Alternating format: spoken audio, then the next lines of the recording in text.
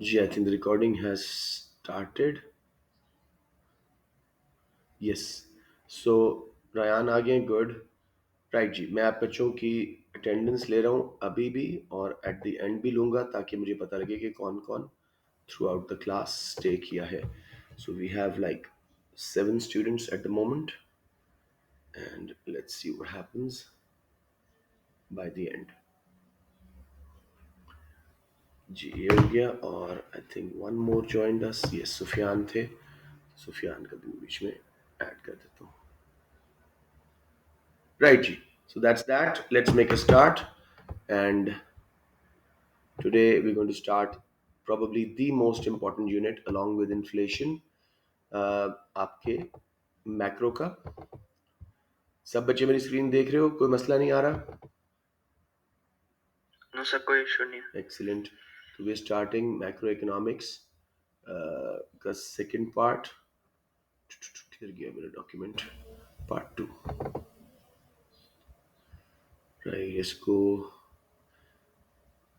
Side tools कैसे बंद होते हैं राफे? ये वाले मैंने डीसी के साथ खोला हुआ है, एडोब डीसी के साथ खोला हुआ है। आम के साथ खोल दूं? जी सर, उसका खोल के चेक कर। हर सिस्टम का अपना होता है सर। सॉरी, अच्छा ठीक है ठीक है। ये कल ही मैंने इसको चेंज करवाया था because of some what's it called, pen नहीं चल रहा था मैंने, तो मैंने इसके साथ करवाया था। राइट जी, ओपन विद माइक्रोसॉफ्ट एज, ये ठीक हो गया जी। चले, अब ये मैंने करवा दिया था सारा कुछ। एक्सचेंज रेट जरा अच्छी तरह समझिएगा। मैं अब कर रहा हूँ इन बच्चों को जो छुट्टी कर रहे हैं उनको मैं कोर्स नहीं करवाऊंगा दोबारा। राइट जी, एक्सचेंज रेट क्या है जी? प्राइस या value of one currency in terms of another. जैसे फॉर एग्जांपल, एक पाउंड में $1.5 अगर आए, तो ये पाउंड का एक्सचेंज रेट है अगेंस्ट डॉलर। सबको समझ आ गया? प्राइस या value of one currency in terms of another.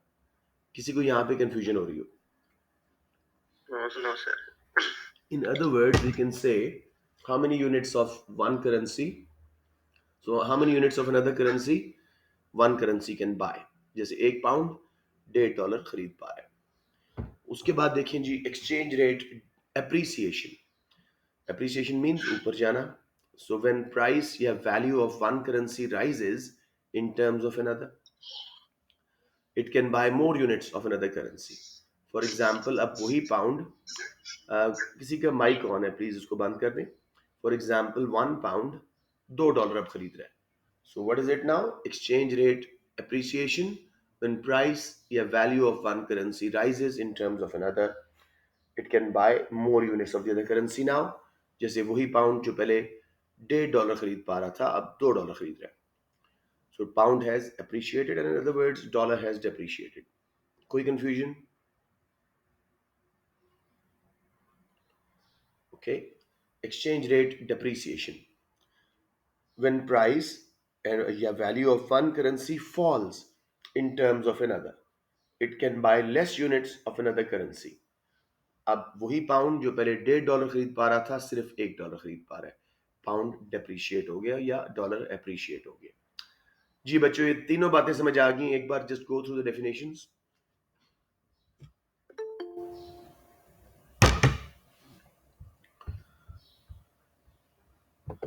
I'll have to let this kid enter। जी बच्चों, तीनों को समझ आ गई? सबको समझ आ गई? मैं एक बार फिर पूछ लूं सबसे। Yes sir. Yeah. Yes sir. So it is the price of value of one currency in terms of another। Simple। जी, एक्सचेंज रेट की बेसिक डेफिनेशन मुझे हसान आसिफ आप बता दो। What is exchange rate? Sir, it is a value of a currency in term of another, like €1 is equal to 1.5 dollar। बहुत अच्छे, शाबाश। अच्छा जी, एक्सचेंज रेट एप्रिसिएशन क्या होती है राफे?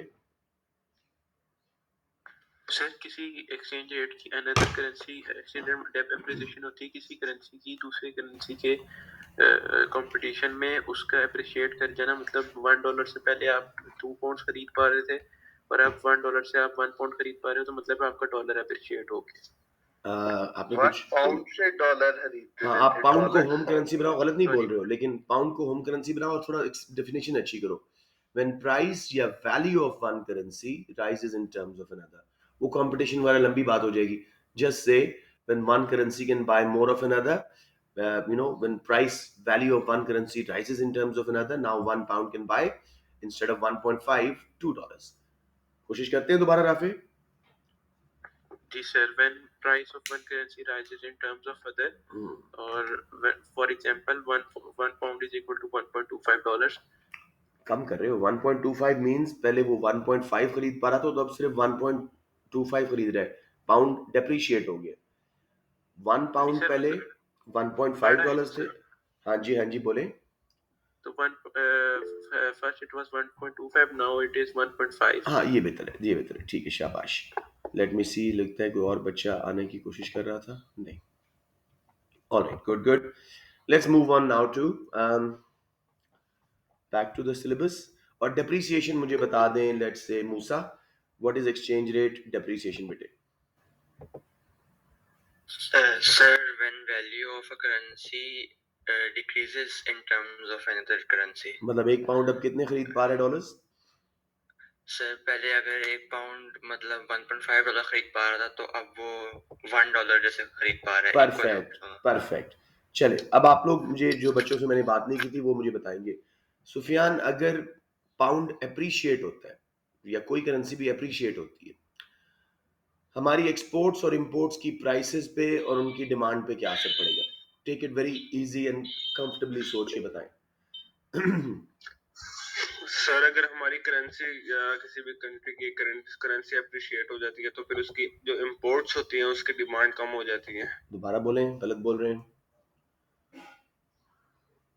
नहीं, एक्सपोर्ट्स की डिमांड कम हो जाती है, एक्सपोर्ट्स की और डिमांड कम हो इंपोर्ट्स जाती है बिकॉज वो और महंगी जो लगती इंपोर्ट्स है। हैं वो सस्ती लगती हैं, तो उनकी जो इंपोर्ट होती है वो ज्यादा हो तो जाती है, हमारा करंट अकाउंट यानी एक्सपोर्ट्स इंपोर्ट्स का बैलेंस डेफिसिट में जा सकता है। डेफिसिट में चला जाता शाबाश, वेरी गुड। है। X minus M. X minus M. सबको समझ आ गई बच्चों, या कंफ्यूजन?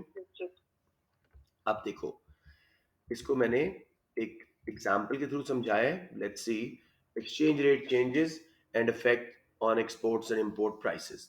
एग्जाम्पल देखो, अमेरिका में एक शर्ट थी $150 की। हम ट्रांसपोर्ट कॉस्ट, कस्टम ड्यूटीज वगैरह सबको भूलते हैं, इस वक्त सिर्फ एक्सचेंज रेट को देखते हैं। पहले जब एक्सचेंज रेट था, 1 पाउंड के बदले में $1.5 आ रहे थे, तो हम एक्सचेंज रेट पे डिवाइड करेंगे। 150 जो प्राइस है शर्ट की, divide by 1.5 exchange rate, 100 pounds में हमें मिल रही थी। बेसिक मैथ है। जब अब 1 पाउंड $2 खरीद पा रहे हैं, तो 150 को एक्सचेंज रेट से डिवाइड किया 2, अब वही शर्ट यूके वालों को सिर्फ 75 पाउंड्स में मिल रही है। तो as a result, demand for UK imports जो वो अमेरिका से खरीदेंगे will increase, and demand for UK exports जो अमेरिका को बेचेंगे will decrease. Current accounts balance might become deficit. समझ आ गया सबको? ये दोबारा एक बार बता दो। सर, इस तरह तो ये होना चाहिए ना कि अगर पाकिस्तान की करेंसी डेप्रिशिएट हो रही है, तो फिर पाकिस्तान की एक्सपोर्ट्स बढ़नी चाहिए। बढ़ रही हैं, बिल्कुल सही कह रहे हो। हमारा करंट अकाउंट का जो डेफिसिट है वो काफी कम हो गया पहले से।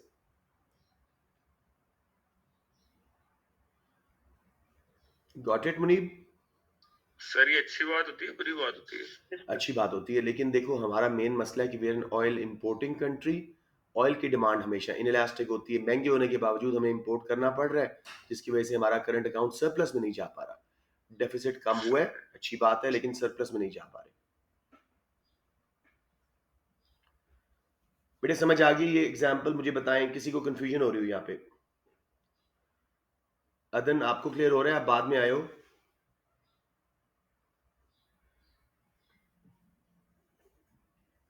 Okay, anyways, Khubaib, what about you? Okay, Khubaib आप मुझे बताओ, नीचे वाली बात, यही करेंसी, यही टी शर्ट $150 की, जब पाउंड डेप्रीशिएट होगा, नीचे लिखा हुआ when 1 pound is equal to $1, तो अब ये शर्ट हमें कितने में मिलेगी पाउंड्स में? $1 मिल रहा है 1 पाउंड में, तो यूके वालों को ये शर्ट अमेरिका से अब कितने में मिलेगी? क्या 1 पाउंड में 1 पाउंड में अब सिर्फ $1 आ रहा है, पाउंड डेप्रीशिएट हो गया। तो ये शर्ट जो अमेरिका में $150 की थी, पहले मिलती थी इन्हें 100 की, जब 1.5 एक्सचेंज रेट था, अब 1 पे आ गया। 1 पाउंड इज इक्वल टू $1। तो कैसे कैलकुलेट करोगे मुझे बताओ? फॉर्मूला सामने लिखा हुआ है, एक्सचेंज रेट पे डिवाइड करना है आपने।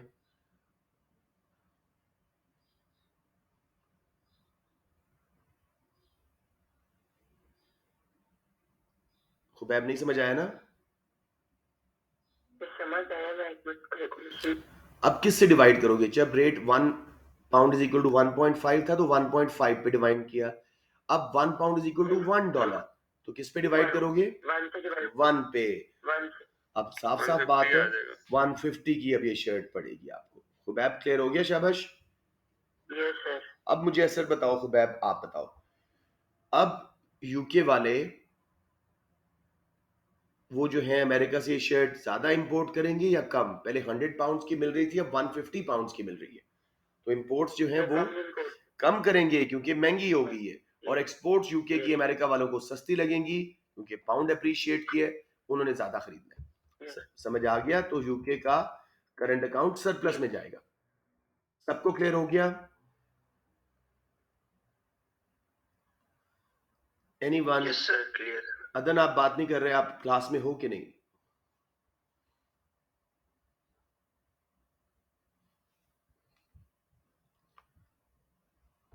उसने कोई मैसेज टाइप किया है कि मुझे आवाज नहीं आ रही है, शायद चला गया। ये चला ही गया शायद, नहीं है तो सही। चौधरी अदन,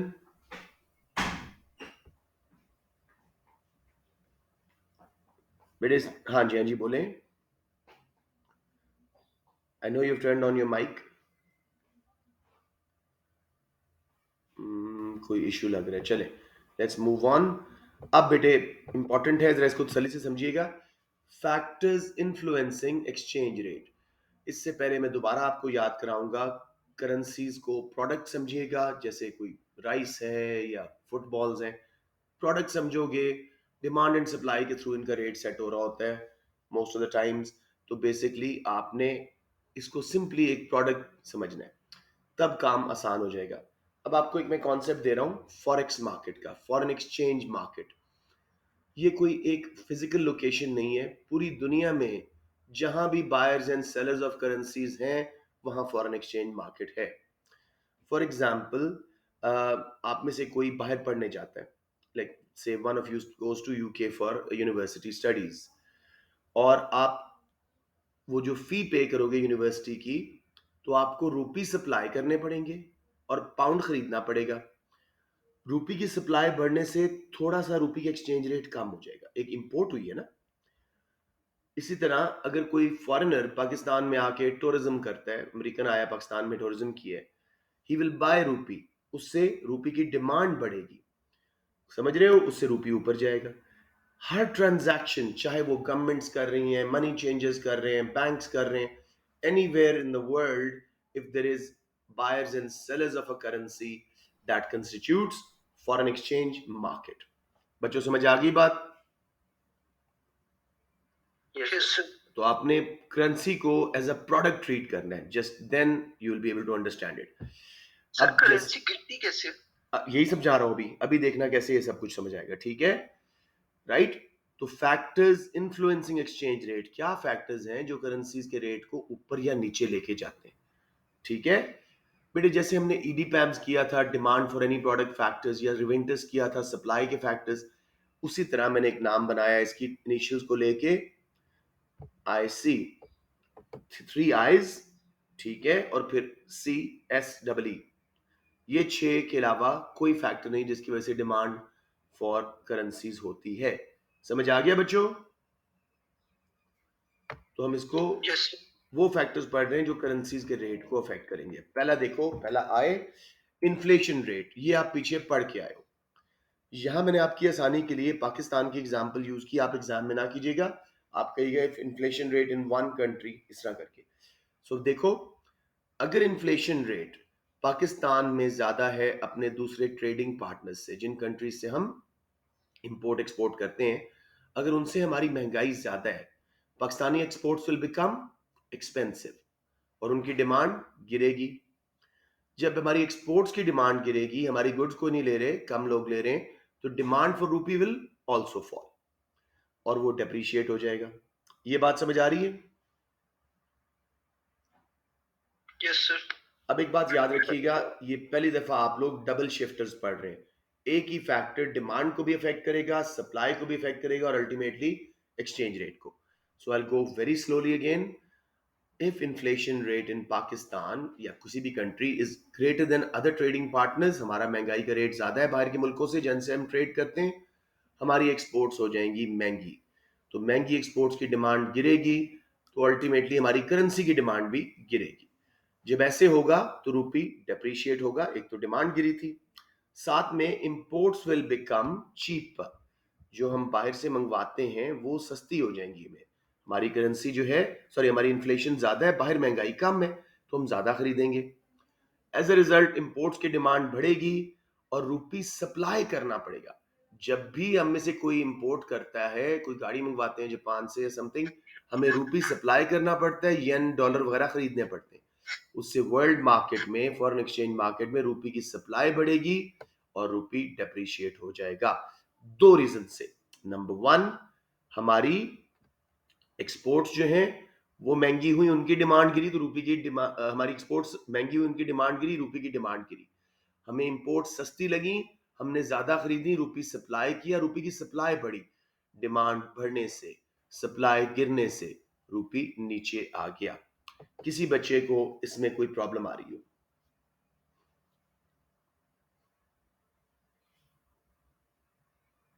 नो सर। एक्सीलेंट।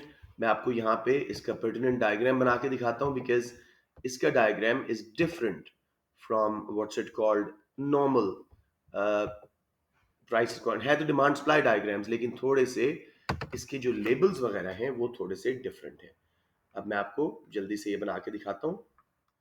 अच्छा, आई थिंक मेरा ये चलो फिलहाल चल रहा है। ये देखिए जी, अब लेबल्स को खास तवज्जो दीजिएगा। है तो प्राइस ही, लेकिन किसी भी करेंसी की प्राइस हम अकेले नहीं बता सकते। सो प्राइस ऑफ रूपी, लेट्स से इन डॉलर। समझ आ गई? एक्सचेंज रेट का ग्राफ है, हमने price of one currency in terms of another बताना है, और इधर आ गई हमारी क्वांटिटी ऑफ रुपीस। किसी बच्चे को लेबल्स में प्रॉब्लम हो रहा है प्राइस एंड क्वांटिटी, लेकिन किसी भी करेंसी की प्राइस किसी और करेंसी की शक्ल में दिखाई जा सकती है। हम नहीं कह सकते रुपये की प्राइस ये है। हाँ, इंडियन रुपये के अगेंस्ट 2.5 देने पड़ते हैं, अमेरिकन डॉलर के अगेंस्ट को 178 देने पड़ते हैं, पाउंड के अगेंस्ट को 238 देने पड़ते हैं। फॉलो करें तो हमेशा कोई ना कोई करेंसी का रेफरेंस देना पड़ेगा। किसी बच्चे को यहाँ प्रॉब्लम? No sir. अब मेरे बच्चों आप लोग मुझे बनवाओ सिंपल। हमने पहले सप्लाई ऑफ रूपी लिखा, इधर डिमांड फॉर रूपी, नॉर्मल डिमांड सप्लाई है, इसको टेंशन नहीं लेनी। ये पहला हमारा इक्विलिब्रियम, ये हमारी प्राइस थी। बेटर है कि आप लोग यहाँ एक्सचेंज रेट लिखें, लेकिन अगर आप पी भी लिख देते हैं ऑन हैबिट तो इट्स ओके। एक्सचेंज रेट यानी प्राइस ऑफ द करेंसी, और अब क्वांटिटी। अब इन्फ्लेशन हुई है पाकिस्तान में ज्यादा बाकी मुल्कों से, हमारी एक्सपोर्ट्स हुई महंगी, उनकी डिमांड गिरी।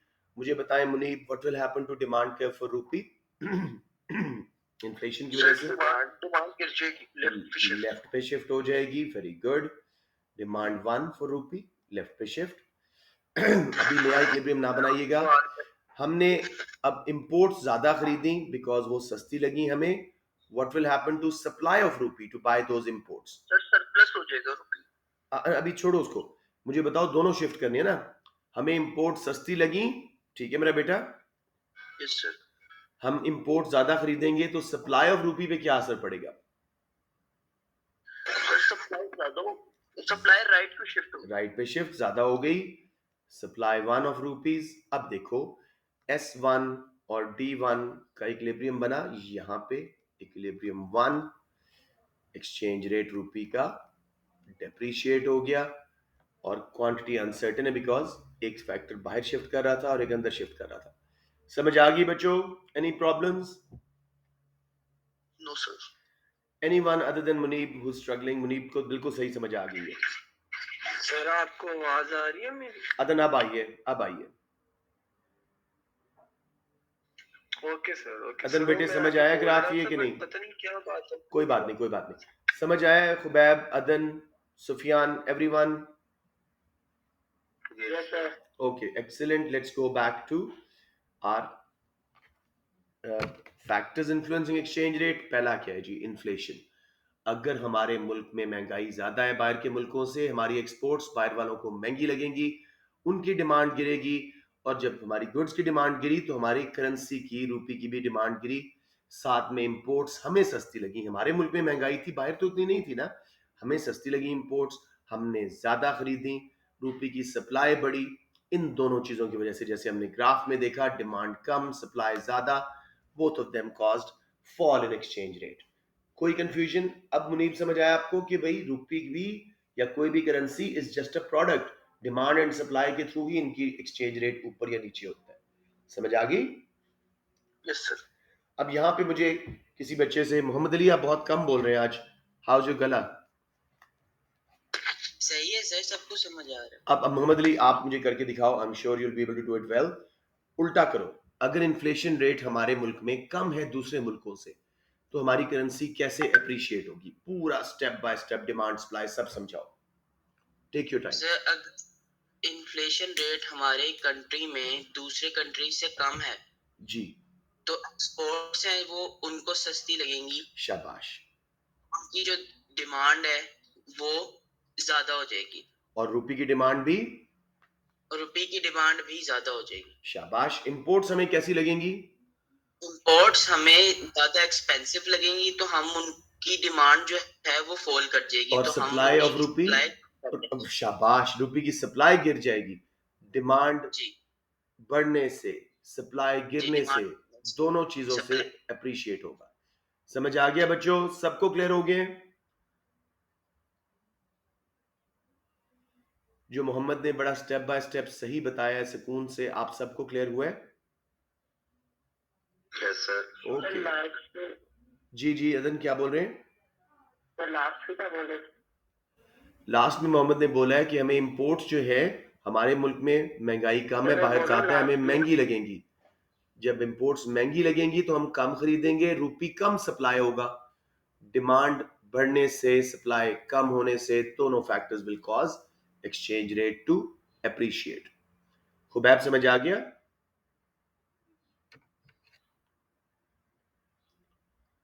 खुबैब बेटे समझ आया कि नहीं?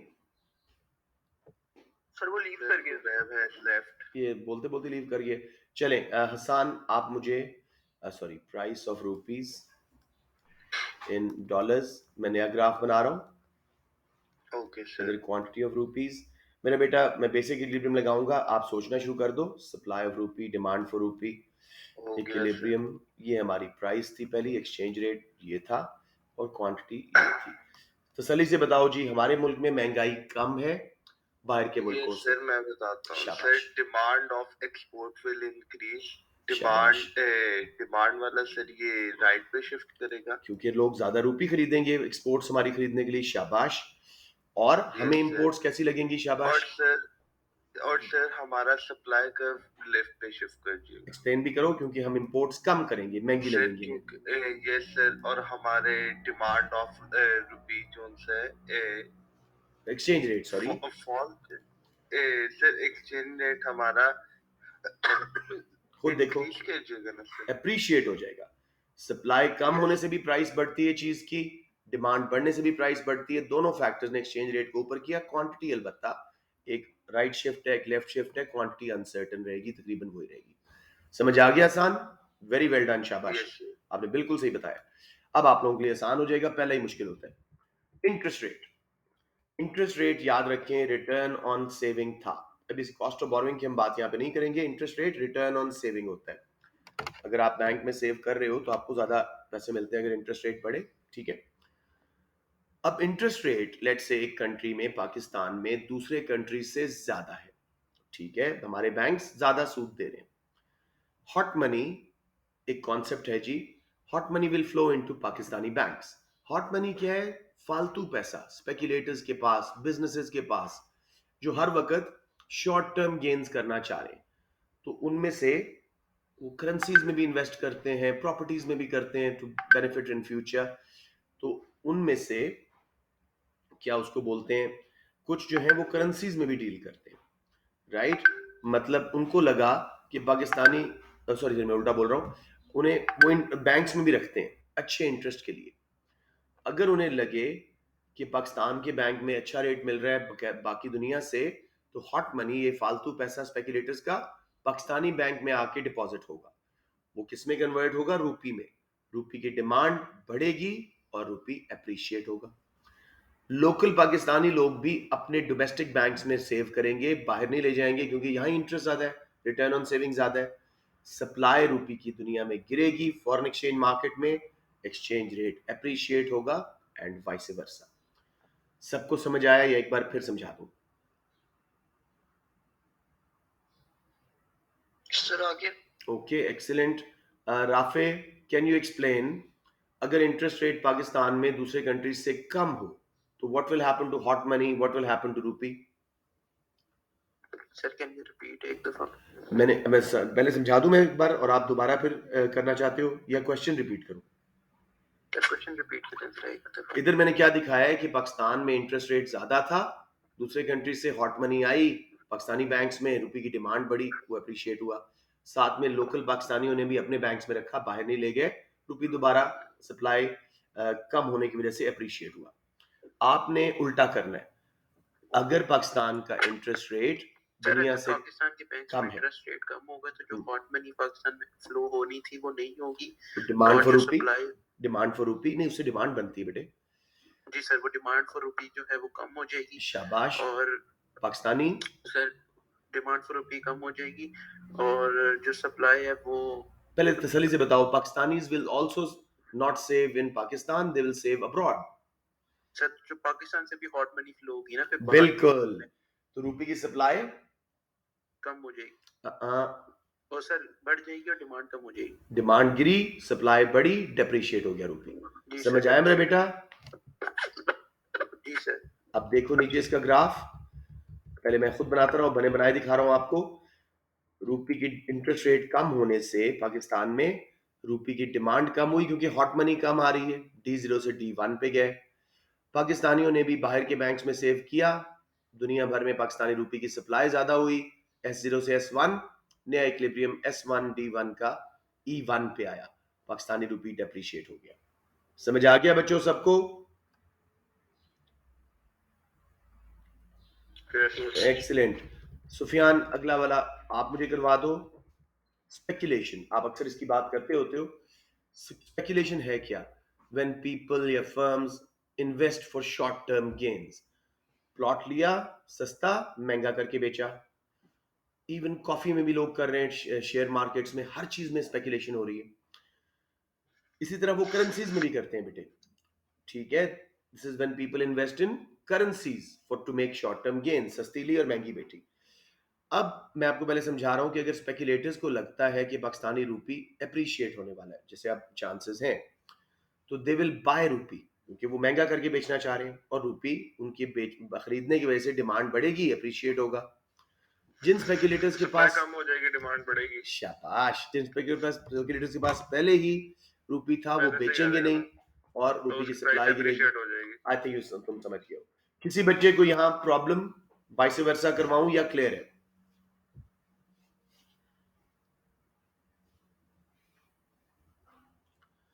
ओके, आई गेस सबको क्लियर है। वाइस वर्सा यही होगा ना जी। कि अगर उसको किसी के पास डॉलर की होल्डिंग है हम्म, और किसी भी नेचुरल डिजास्टर या किसी भी वजह से लोगों को लगता है कि डॉलर की जो है वो डेप्रिशिएट होगा, तो वो जस्ट फौरन से उसको बेच देंगे, जिसकी वजह से उसकी डिमांड जो है वो कम हो जाएगी और अब सप्लाई देखो, ज्यादा हो आपने जाएगी, उल्टा तो बोल दिया, आपने उल्टा बोल दिया।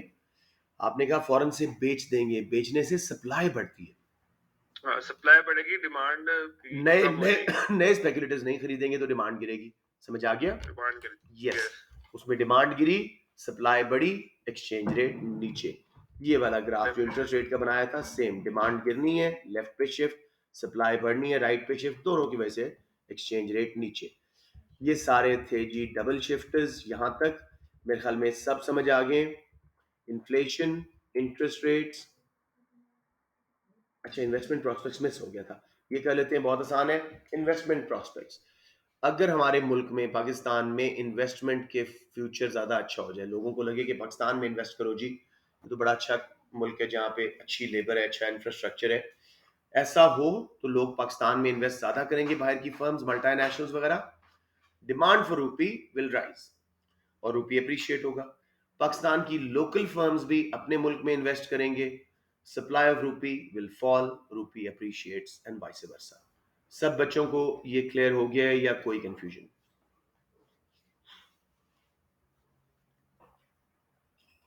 क्लियर है sir. Okay, excellent. Anyone who struggling? तो ये हमने 3 आईज किए जी, inflation, interest rate, investment prospects. इस क्लास के फौरन बाद just take 5 minutes and read through them, क्योंकि ये they have a tendency to slip out of mind. क्योंकि दो दो शिफ्ट्स हैं, ये स्पेकुलेशन भी हमने कर लिया। अब रह गए सिंगल शिफ्टर्स जी, डबल ई आई सी का, इकोनॉमिक ग्रोथ डोमेस्टिक। अगर पाकिस्तान में या किसी मुल्क में इकोनॉमिक ग्रोथ आए तो हमारी इनकम्स बढ़ती हैं, लग्जरी इंपोर्ट्स की डिमांड बढ़ती है, उसकी वजह से रूपी सप्लाई होगा इंटरनेशनल मार्केट में, हम इंपोर्ट्स बहुत खरीदेंगे, रूपी के सप्लाई होने से रूपी डेप्रिशिएट हो जाएगा। समझ आ गया? इसका कोई डिमांड का चक्कर नहीं है। सबको क्लियर हो गया? Yes sir. ओके, आखिरी है जी इकोनॉमिक ग्रोथ इंटरनेशनल। ये भी सिंगल शिफ्टर है, दोनों ईज सिंगल शिफ्टर्स हैं। अगर दुनिया में इकोनॉमिक ग्रोथ आई है, स्पेशली उन कंट्रीज में जो हमसे ट्रेड करते थे, तो हमारी एक्सपोर्ट्स की डिमांड बढ़ेगी क्योंकि लोगों की इनकम्स बढ़ रही हैं बाहर। इसके रिजल्ट में रूपी की डिमांड बढ़ेगी इंटरनेशनल मार्केट में और रूपी अप्रिशिएट कर जाएगा। किसी बच्चे को कोई मसला जी आईसी के फैक्टर्स में?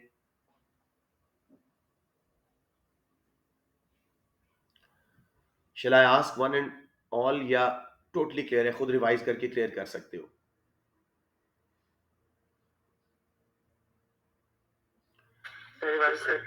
हाँ, I think you guys can. हाँ, आपको नजर आ रहा है, मुझे नजर आ रहा है कि आपको समझ आ गया। अच्छा जी, अब because we are kind of you know in a hunt for quickly finishing the syllabus, तो मैं अगले कुछ करवा रहा हूँ आपको। रायन, आपसे मेरी बात नहीं हुई, आपको आवाज आ रही है? समझ आ रहा है मेरा बेटा? Excellent excellent. रायन, हमने 3 इकोनॉमिक सिस्टम्स पढ़े थे यूनिट 4 के एंड पे, यूनिट 1 के। यूनिट 1 के एंड पे मैंने नोट्स में दिया हुआ था और यूनिट 4 के बाद में पढ़ाया था। एक था फ्री मार्केट इकोनॉमी, एक था कमांड या प्लान्ड इकोनॉमी, और एक थी मिक्स्ड इकोनॉमी। मुझे बता सकते हैं तीनों का बेसिक क्या था?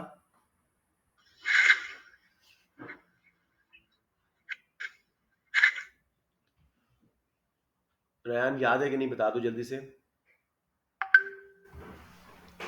सर रिवाइज करना है। ओ, आइडिया ही नहीं है। Anybody who has the idea, idea दे दो कम से कम मुझे। सर मिक्स इकोनॉमी में बहुत private and public sector, government sector बहुत अच्छे। फ्री फ्लोटिंग में सिर्फ प्राइवेट सेक्टर, सिर्फ प्राइवेट सेक्टर होता है और उसमें कमांड एंड प्लान में सिर्फ गवर्नमेंट सेक्टर। परफेक्ट। अब उसको रिवाइज तो आप करेंगे ऑफ कोर्स, बेसिक आइडिया मुझे चाहिए था यहाँ पे। एक्सचेंज रेट सिस्टम्स में भी ये 3 तरीके हैं, यानी एक्सचेंज रेट किसी भी करेंसी का कैसे डिटरमिन होता है? 3 तरीकों से। फ्री फ्लोट पहला है, यानी जैसे फ्री मार्केट थी, इसमें गवर्नमेंट जरा इंटरवेंशन नहीं कर रही। This is when demand and supply of currency in forex market यानी foreign exchange market determines the rate of currency and there is no government intervention. ठीक है, ये जो ऊपर हमने आईसी के फैक्टर्स पढ़े थे, ये सब डिमांड सप्लाई के थ्रू हो रहा था। This was free floating exchange rate, कहीं भी हमने गवर्नमेंट इंटरवेंशन की बात नहीं की थी। तो समझ आ गया फ्री फ्लोटिंग एक्सचेंज रेट कैसे एक्सचेंज रेट करेंसी के डिटरमिन हो रहा है, जैसे पाकिस्तान ने आजकल किया हुआ है, डिमांड एंड सप्लाई के थ्रू, गवर्नमेंट खुद उसको मैनेज नहीं कर रही। किसी बच्चे को यहाँ पे प्रॉब्लम की? आईसी के फैक्टर्स जो पढ़े थे ये फ्री फ्लोट थे, किसी को प्रॉब्लम तो नहीं है?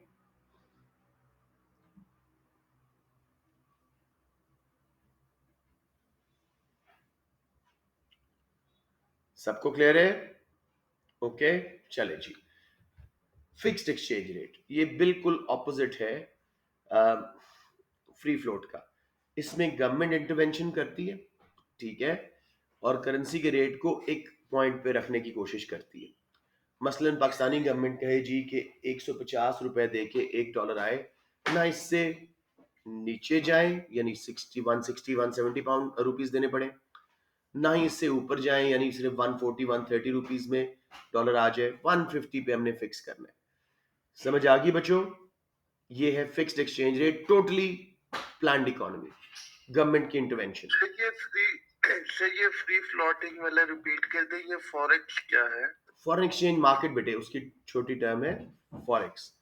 मैंने भी समझाया था ना पहले, फॉरेन एक्सचेंज मार्केट क्या है। Buyers and sellers of currency दुनिया में यस जहां भी सर। मौजूद है। आप एक यू नो आप नेटफ्लिक्स पे जब अपना रिचार्ज करते हो, आप फॉरेन एक्सचेंज मार्केट में होते हो, यानी कि you're paying rupee, supplying rupee and buying dollars to get your subscription of Netflix. समझ आ गई? दुनिया भर के buyers and sellers of currency, banks, government, सब इसमें शामिल है। एक छोटी छोटी ट्रांजैक्शन से लेके मेजर ट्रांजैक्शन तक सब। हसान समझ आ गई? Yes sir. तो इसके अंदर डिमांड एंड सप्लाई के थ्रू रेट सेट हो रहा है, गवर्नमेंट इंटरवेंशन नहीं कर रही। फिक्स्ड एक्सचेंज रेट में गवर्नमेंट इंटरवेंशन कर रही है और एक पर्टिकुलर रेट पे करेंसी को रोक दिया हुआ है। इसमें हम देखेंगे कैसे करते हैं। मैं एग्जांपल दे रहा था कि 150 रुपए में $1 आए, गवर्नमेंट चाहती है बस ये रेट हो। दे डू नॉट वांट कि जी रूपी अप्रिशिएट करे और 140 या 130 में डॉलर आए। ना ही वो चाहते हैं रूपी डेप्रिशिएट करे 160 170 में डॉलर आए। 150 पर डॉलर फिक्स करना चाह रहे हैं। ये हो गया फिक्स्ड एक्सचेंज रेट। अभी तक बेसिक कॉन्सेप्ट में प्रॉब्लम, ये टोटली प्लान्ड इकोनॉमी है, गवर्नमेंट इंटरवेंशन है। आसान बच्चे समझ आ गए? Yes sir. अब इसके लिए गवर्नमेंट के पास दो टूल्स हैं मेनली, और भी हैं लेकिन हम दो मेजर पढ़ते हैं। आपको क्वेश्चन भी इस तरह का आता है। दो मेजर टूल हैं गवर्नमेंट के पास करेंसी को मैनेज करने के लिए, फिक्स करने के लिए। पहला है जी foreign exchange reserves. Foreign exchange reserves क्या है जी? हमारे पास जो फॉरेन करेंसीज के हमारे सेंट्रल बैंक के पास रिजर्व्स पड़े हैं, खजाना पड़ा है, डॉलर्स, पाउंड, यूरोस की फॉर्म में, जर्मन मार्क्स की फॉर्म में। तो वो जो हमारे रिजर्व्स हैं उनको बोलते हैं, हमारा खजाना जो है उसको बोलते हैं फॉरेन एक्सचेंज रिजर्व्स। समझ आ गई? ये बेसिक बात पहले समझ आई है? ओके। तो फॉरेन एक्सचेंज रिजर्व्स को गवर्नमेंट यूज कैसे करेगी? अगर लोकल करेंसी हमारा रूपी डेप्रिशिएट हो रहा है तो गवर्नमेंट रिजर्व्स बेचेगी, डॉलर पाउंड बेचेगी और रूपी खरीदेगी, अपनी करेंसी को खरीदेगी। इससे हमारी करेंसी की डिमांड बढ़ेगी और उसका रेट वापस ऊपर फिक्स्ड एक्सचेंज रेट पे आ जाएगा। फॉलो कर रहे हैं? हमारी करेंसी नीचे जा रही थी, हमने डॉलर पाउंड जो रिजर्व्स पड़े थे उनको बेचा और अपने रूपी को खरीदा, लोकल करेंसी को खरीदा। उसका डिमांड बूस्ट होने की वजह से एक्सचेंज रेट वापस ऊपर आ गया जहां हम चाहते थे। क्लियर हुई? सिर्फ डिमांड बढ़ाइए। जैसे आप में से कोई चाहे चावल की प्राइस बढ़े तो चावल को खरीदो भाई, जितना चावल लोग खरीदेंगे उतना डिमांड बढ़ेगी, रेट ऊपर। तो currency is nothing but a product. आपने करेंसी को ऊपर लाना था, नीचे जा रही थी, फिक्स्ड एक्सचेंज रेट पे वापस ऊपर लाना था, तो आपने अपनी करेंसी को खरीदना शुरू कर दिया। कैसे? डॉलर पाउंड बेचे, उससे रूपी खरीदे, उससे रूपी की डिमांड बढ़ी, रेट ऊपर। क्लियर हो गया बच्चों? कोई कंफ्यूजन यहाँ पे? No sir. सर अगर एक कंट्री से रुपी, डॉलर या पाउंड वगैरह फॉरेन करेंसी सर रिजर्व्स, बाहर मनी लॉन्ड्रिंग के थ्रू बाहर जा रही है तो फिर क्या होगा सर? उससे भी यही इफेक्ट आएंगे बेटे, सारी बात है। वर्ल्ड में तो demand and supply of currency है ना, ठीक है, राइट? सही। हाँ, ठीक है सर। वो तो इलीगल है, उसको हम नहीं पढ़ते। यहाँ बात समझ आ गई। अगर रुपी अप्रिशिएट कर रहा था, हमारी करेंसी अप्रिशिएट कर रही थी above the fixed exchange rate, तो अब government will sell our currency, अपना रूपी बेचेंगे। बेचने का मतलब क्या है? उससे डॉलर पाउंड खरीदना शुरू कर देंगे, फॉरेन एक्सचेंज रिजर्व्स खरीदना शुरू कर देंगे। डोमेस्टिक करेंसी की सप्लाई बढ़ेगी रूपी की, वो डेप्रिशिएट हो जाएगा। तो ये तरीका है जी, buying and selling of currency के through foreign exchange reserve use करके आपने अपनी करेंसी को ऊपर किया या नीचे किया। समझ आया मेरे बच्चों? कोई कंफ्यूजन?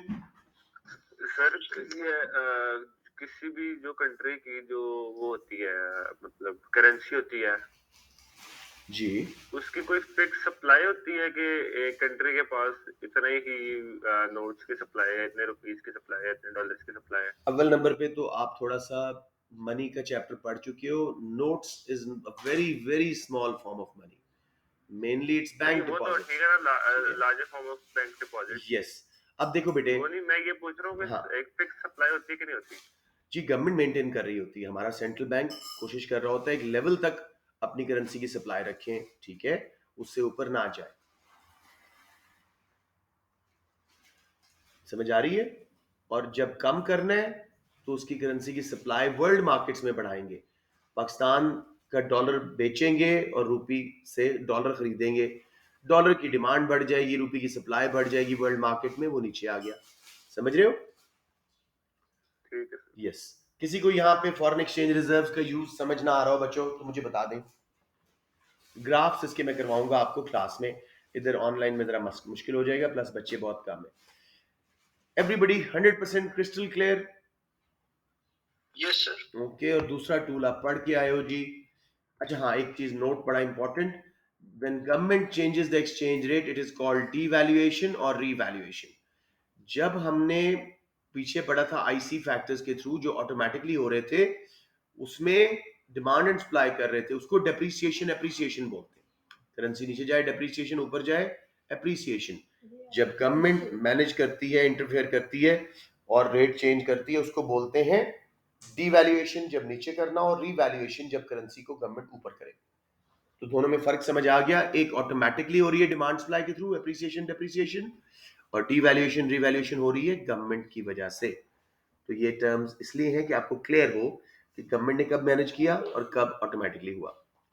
राइट? एग्जाम में ध्यान से रखना है कि गवर्नमेंट ने किया तो आपने उसमें डीवैल्यूएशन रीवैल्यूएशन यूज करना है। बच्चों क्लियर है? Yes sir.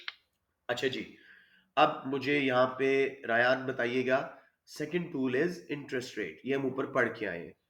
हमारी करेंसी फिक्स्ड एक्सचेंज रेट से नीचे जा रही थी बेटे, हम चाहते थे कि इसको ऊपर लेके आए। ठीक है? How would you change interest rate? कि हॉट मनी वगैरह का सिस्टम माइंड में लाओ, कैसे हम इंटरेस्ट रेट के थ्रू अपनी करेंसी को ऊपर लाएंगे, जो कि नीचे जा रही थी, उसको रीवैल्यू कैसे करेंगे?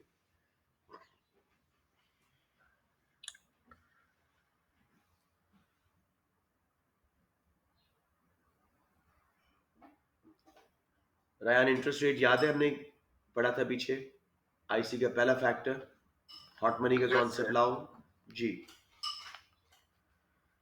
हमारा रुपी नीचे जा रहा है, गवर्नमेंट चाहती है वापस ऊपर रीवैल्यू हो जाए, तो कैसे इंटरेस्ट आप? रेट कम कर देंगे। नहीं, उससे तो हॉट मनी सर वापस बढ़ा देंगे। बढ़ा देंगे। अब रायान पूरा डिटेल में बताओ, इंटरेस्ट रेट बढ़ाने से क्या होगा? तो जब हम इंटरेस्ट रेट पर आएंगे तो हमारी जो करेंसी है उसकी डिमांड बढ़ जाएगी। क्योंकि हॉट मनी बाहर से हमारे मुल्क में आएगी, ठीक है ना? हाँ जी। उससे रुपी में कन्वर्ट होगी, रुपी की डिमांड बढ़ेगी। लोकल लोग क्या करेंगे रायान? अपने बैंक्स में सेव करेंगे, इंटरेस्ट रेट अच्छा है, या बाहर ले जाएंगे? सर अपने बैंक्स में सेव तो करेंगे। उससे रुपी की सप्लाई पे क्या असर पड़ेगा वर्ल्ड मार्केट में? बढ़ेगी।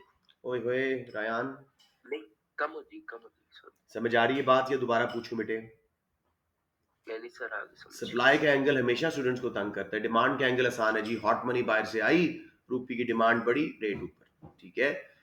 लेकिन लोकल लोग भी अपने मुल्क में रख रहे हैं, पाकिस्तानी बैंक्स में दुनिया में रुपी सप्लाई अब नहीं हो रहा, पाकिस्तान में रुकी है, तो रुपी की supply world foreign exchange market में गिरेगी, और एज अ रिजल्ट रुपी का रेट जो है गिरेगी, और रुपी का रेट ऊपर चला जाएगा। अच्छा, अब कौन मुझे बताएगा, let's say let's go to थोड़ी जी। सी ऑफ टॉपिक बात है। अब मैं पहले कंप्लीट करा लूं, फिर उसके बाद आते हैं। हसन, आप मुझे बताओ, हमारा एक्सचेंज रेट जो है ऊपर जा रहा है, from the fixed exchange rate it's appreciating, हम उसको वापस डीवैल्यू करना चाहते हैं, इंटरेस्ट रेट को मेरा बेटा क्या करोगे? सर इंटरेस्ट रेट हमें गिराना पड़ेगा। बहुत अच्छे। इससे लो करना पड़ेगा ताकि जो उनसे हॉट मनी है, कौन सी मनी से? Hot money. अच्छा, हॉट मनी सर कम लोग इन्वेस्ट करेंगे पाकिस्तान में, लाइक यहाँ इंटरेस्ट रेट कम है। तो हमारे बैंक्स में कम आएगी, इन्वेस्ट नहीं बोलना, बैंक्स में कम हॉट मनी आएगी। ये सर हमारे बैंक्स में कम आएगी, और हमारे जो से लोकल डोमेस्टिक अभी रुको रुको उसमें रुको भी कम रुको, जाएगी। बात पूरी करो। और लोग बाहर हसान, बाहर के बैंक हसान, में हौसला ज्यादा हौसला करेंगे। हसान, अभी रुको। जब हॉट मनी कम आई हमारे बैंक्स में, तो रुपी की डिमांड पे क्या असर पड़ा? सर डिमांड विल डिक्रीज, और रुपी का रेट नीचे, वापस फिक्स्ड एक्सचेंज रेट। रेट भी फॉल कर जाएगी। हाँ, ये पूरा बताएं, उसके बाद बताएं जी लोकल लोग भी यहाँ सेव करेंगे, और फिर पूरा सप्लाई का लिंक दें। ये सिर्फ लोकल लोग भी बाहर सेव करेंगे बाहर के बैंक में, और सिर्फ बाहर जो उनसे रुपए की सप्लाई इंक्रीज हो जाएगी और तो वो उसकी वजह नीचे से आ जाएगा, उनकी डीवैल्यू हो फिर जाएगा। जो उनकी वैल्यू है एक्सचेंज रेट वो भी फॉल कर जाएगा। शाबाश, दैट्स इट। पूरा खत्म किया करे बात को, डिमांड तक सप्लाई तक लेके। सबको समझ आ गया दोनों टूल्स, गवर्नमेंट कैसे एक्सचेंज रेट को ऊपर नीचे कर रही है, रीवैल्यू डीवैल्यू, रिजर्व्स के sir. Through, buying and selling के थ्रू, और इंटरेस्ट रेट को ऊपर नीचे करके। ठीक है, और भी तरीके हैं वो हम पास्ट पेपर्स में डिस्कस कर लेंगे। अब आखिरी करते हैं जी, मैनेज्ड फ्लेक्सिबिलिटी। ये है मिक्स्ड इकोनॉमी वाला system. Upper and lower limit set कर देते हैं अपनी करेंसी की हम, ठीक है, और उसके बीच में उसको फ्रीली फ्लोट होने देते हैं। यानी गवर्नमेंट कहे कि हमारा रूपी जो है 150 रुपीज पर डॉलर से हम नीचे नहीं जाने देंगे, यानी 160 170 ना देने पड़े, और 180 से ऊपर नहीं जाने पड़ने देंगे कि 190 200 में अब रूपी में डॉलर आए। तो हमने 150 टू 180 पर डॉलर रूपी का रेट मैनेज करना है। बीच में डिमांड एंड सप्लाई के थ्रू हम अलाउ करेंगे उसको मूव करना, इट्स ओके। लेकिन जब 150 से ऊपर जाने लगेगा तो हम उसको रोकेंगे, जब 180 से नीचे ड्रॉप होने लगेगा रेट तो तब रोकेंगे। वही सेम टूल्स यूज होंगे, interest rates and foreign exchange reserve. इसके ग्राफ इंशाल्लाह मैं आपको ट्यूसडे की क्लास में करा दूंगा, और आपको नया टेस्ट अनाउंस कर दूंगा कि हमने क्या करना है, हमने वो एविडेंस अपना करेक्ट करना है। समझ आ गया बच्चों? कोई confusion? No, sir. I am closing the class here. अगर कोई क्वेश्चन है, anyone other anyone please ask.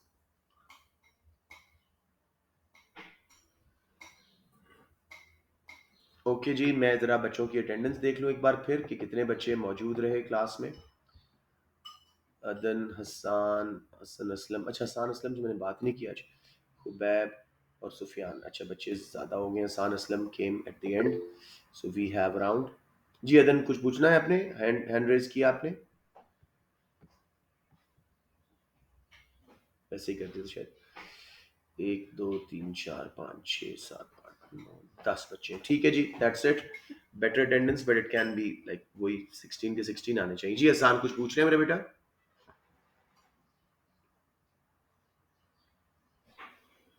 So that's that जी, आज की क्लास खत्म करते हैं। मैं रिकॉर्डिंग जो है